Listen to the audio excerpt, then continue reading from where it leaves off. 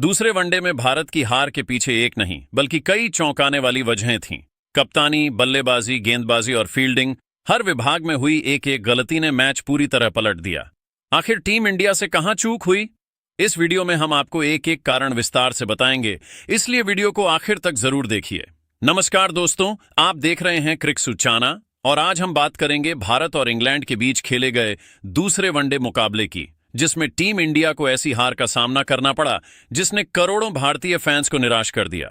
इस मुकाबले में सिर्फ एक खिलाड़ी या एक ओवर जिम्मेदार नहीं था, बल्कि कई छोटी छोटी गलतियां मिलकर भारत की हार की सबसे बड़ी वजह बन गई। दोस्तों, क्रिकेट में अक्सर कहा जाता है कि मैच एक गलती से नहीं बल्कि लगातार होने वाली गलतियों से हाथ से निकलता है। दूसरे वनडे में भी बिल्कुल ऐसा ही देखने को मिला। शुरुआत में ऐसा लग रहा था कि मुकाबला पूरी तरह बराबरी का रहेगा। भारतीय खिलाड़ियों के चेहरे पर आत्मविश्वास साफ दिखाई दे रहा था और फैंस को उम्मीद थी कि टीम शानदार प्रदर्शन करेगी। लेकिन जैसे जैसे मैच आगे बढ़ा, तस्वीर बदलती चली गई। अगर हम पहली वजह की बात करें तो वह रही खराब बल्लेबाजी। भारतीय बल्लेबाजों ने शुरुआत तो संभल कर की, लेकिन कोई भी खिलाड़ी अपनी पारी को बड़े स्कोर में नहीं बदल पाया। वनडे क्रिकेट में केवल अच्छी शुरुआत काफी नहीं होती, बल्कि एक बल्लेबाज का अंत तक टिकना भी बेहद जरूरी होता है। यही चीज इस मुकाबले में भारत के खिलाफ चली गई। दूसरी बड़ी गलती रही लगातार विकेट गंवाना। जब भी टीम को एक मजबूत साझेदारी की जरूरत थी, उसी समय एक विकेट गिर गया। इससे रणगति पर दबाव बढ़ता गया और बल्लेबाज खुलकर खेलने की बजाय जल्दबाजी में शॉट खेलने लगे।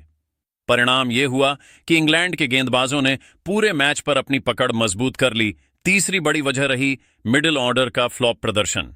भारतीय टीम का मिडिल ऑर्डर हमेशा उसकी ताकत माना जाता है, लेकिन इस मुकाबले में वही हिस्सा सबसे कमजोर साबित हुआ। जिस समय टीम को जिम्मेदारी उठाने की जरूरत थी, उस समय बल्लेबाज क्रीज पर ज्यादा देर टिक नहीं सके। यही वजह रही कि भारत एक सम्मानजनक स्कोर तक भी नहीं पहुंच पाया। अब बात करते हैं गेंदबाजी की। शुरुआत में भारतीय गेंदबाजों ने अच्छी लाइन और लेंथ से गेंदबाजी की। शुरुआती विकेट मिलने के बाद ऐसा लग रहा था कि भारत मैच में पूरी तरह हावी हो जाएगा, लेकिन बीच के ओवरों में गेंदबाज अपनी लय खो बैठे। कुछ ढीली गेंदों का इंग्लैंड के बल्लेबाजों ने पूरा फायदा उठाया और धीरे धीरे मैच अपनी तरफ मोड़ लिया। इसके अलावा डेथ ओवरों में भी भारतीय गेंदबाज उम्मीद के मुताबिक प्रदर्शन नहीं कर सके।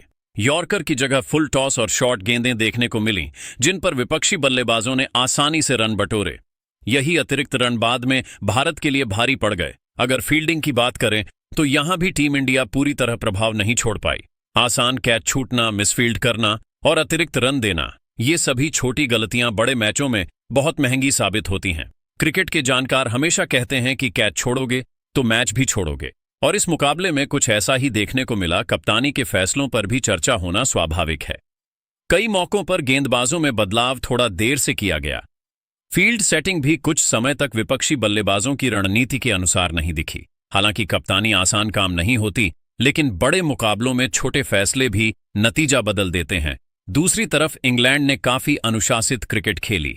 उनके बल्लेबाजों ने बिना घबराए परिस्थितियों के अनुसार बल्लेबाजी की और गेंदबाजों ने लगातार सही लाइन और लेंथ बनाए रखी। यही कारण रहा कि उन्होंने भारत पर दबाव बनाए रखा। मैच में एक समय ऐसा भी आया जब भारतीय टीम वापसी कर सकती थी, लेकिन उसी समय एक और विकेट गिर गया या फिर एक बड़ी गलती हो गई। ऐसे ही छोटे छोटे पल पूरे मुकाबले का रुख बदल देते हैं। अब सबसे बड़ा सवाल यही है कि क्या भारत सिर्फ एक खराब दिन की वजह से हारा, या फिर टीम को अपनी रणनीति में बदलाव करने की जरूरत है? क्योंकि अगर यही गलतियां अगले मुकाबले में भी दोहराई गईं तो सीरीज में वापसी करना आसान नहीं होगा। फैंस को उम्मीद है कि भारतीय टीम इस हार से सबक लेगी और अगले वनडे में पहले से ज्यादा मजबूत इरादे के साथ मैदान पर उतरेगी।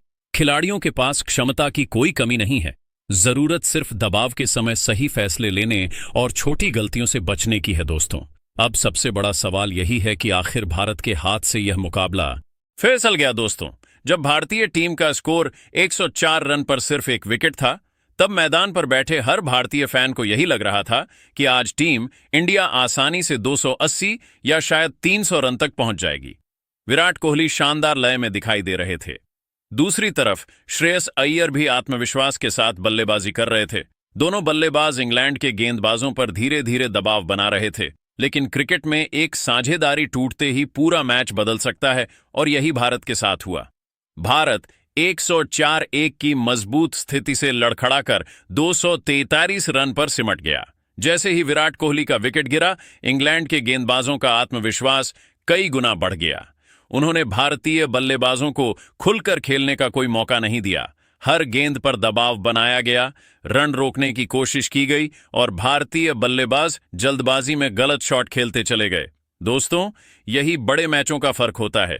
जब एक टीम दबाव में टूटती है तो दूसरी टीम उसी दबाव का पूरा फायदा उठाती है। इंग्लैंड ने बिल्कुल यही किया।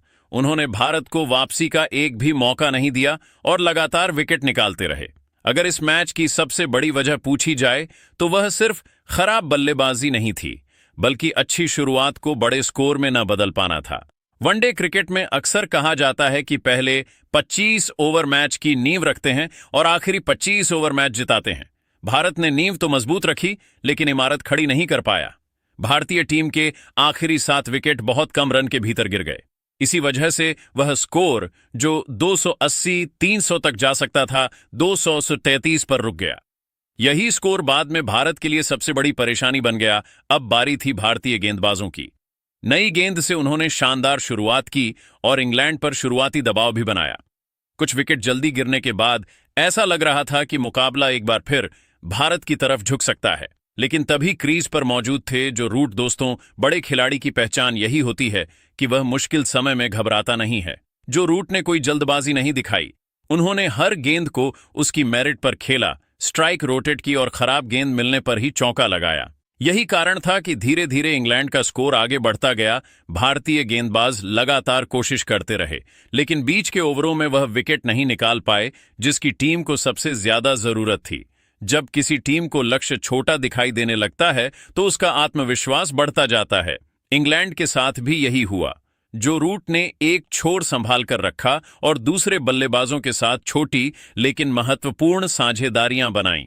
यही साझेदारियां आखिर में भारत पर भारी पड़ गईं। उन्होंने नाबाद 99 रन बनाकर इंग्लैंड को 4 विकेट से जीत दिलाई और सीरीज 1-1 से बराबर कर दी। दोस्तों, इस मुकाबले ने भारतीय टीम को एक बड़ा सबक भी दिया है। सिर्फ अच्छी शुरुआत काफी नहीं होती, बल्कि पूरे 50 ओवर तक उसी लय को बनाए रखना पड़ता है। अगर बीच के ओवरों में टीम बिखर जाती है तो फिर मैच जीतना बेहद मुश्किल हो जाता है। यही कारण है कि कप्तान शुभमन गिल ने भी मैच के बाद माना कि भारत अच्छी स्थिति से मुकाबला हार गया और मिडिल ऑर्डर का अचानक ढह जाना टीम के लिए सबसे बड़ा झटका साबित हुआ। तो दोस्तों, अब बात करते हैं उस मुकाबले की जो सिर्फ एक मैच नहीं बल्कि पूरी सीरीज का फैसला करेगा। दूसरे वनडे की हार से भारतीय टीम को बड़ा झटका जरूर लगा है, लेकिन यह वही टीम इंडिया है जिसने कई बार मुश्किल हालात से वापसी करके दुनिया को चौंकाया है। इसलिए अभी कुछ भी खत्म नहीं हुआ है।